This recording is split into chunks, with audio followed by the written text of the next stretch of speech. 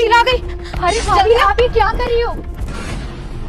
माँ मुझे तो कुछ समझ नहीं आ रहा। पापा कितनी तेज तबीयत खराब है, वो अस्पताल में भर्ती है और फिर भी मुझे काम करने आना पड़ रहा है। अरे भाभी आखिरकार आप कर क्या रही हो? मेरे कुछ समझ नहीं आ रहा। बस तू चुपचाप खड़ी खड़ी देखते रह। मुझे तो समझ नहीं आ रहा माँ, पापा कैसे ठीक होंगे, कैसे हम उनका इलाज करवा पाएंगे। बेटा तू चिंता मत कर, अब भगवान का ही सहारा है, वही कहीं ना कहीं से व्यवस्था करवा देंगे। तू चल काम पे।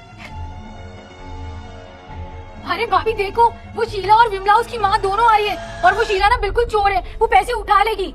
अरे तो चुप खड़ी रह एकदम, बस देखती जा। बेटा ये देख 500 का नोट, जल्दी उठा। माँ लेकिन उठा। किसो असली है? किसके हैं ये पैसे?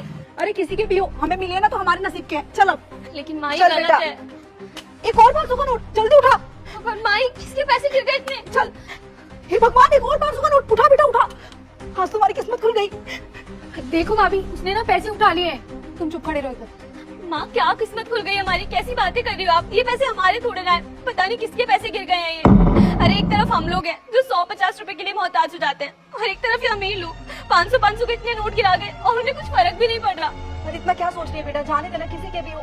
अब ये पैसे हमें मिले तो ये हमारे हाथ के पैसे हुए। हो सकता है ना भगवान का कोई चमत्कार हो, वो हमारी मदद करना चाहते हो। मैंने कहा था ना भगवान पे विश्वास रख, वही कोई व्यवस्था करेंगे। तो शायद ये व्यवस्था उनकी तरफ से है। तू पैसे रख ले और चल यहाँ से। लेकिन माँ आप ना बहुत गलत बोल रही हो। आप माँ होकर मुझे ऐसी शिक्षा कैसे दे सकती हो? आपको तो बल्कि ये समझाना चाहिए कि किसी और के पैसों पे हमारा हक नहीं होता है। हम भलाई पैसे कैसे रख सकते हैं? पता नहीं किसके किस काम में आएंगे ये पैसे। अगर हम रख लेंगे तो ये अच्छी बात नहीं रहेगी। ये जिसके भी पैसे ना हमें उसे लौटा देने चाहिए। चुप कर, ज्यादा दानी बनने की जरूरत नहीं है। हमें मिले ना पैसे तो ये हमारे पैसे हैं और इस बारे में किसी को कुछ मत बताना। चल यहाँ से। मास्क कर दीजिए। हो गया। देख प्रियंका, मैं तुझे जैसा बोलती हूँ ना वैसा तुझे करना है, ठीक है?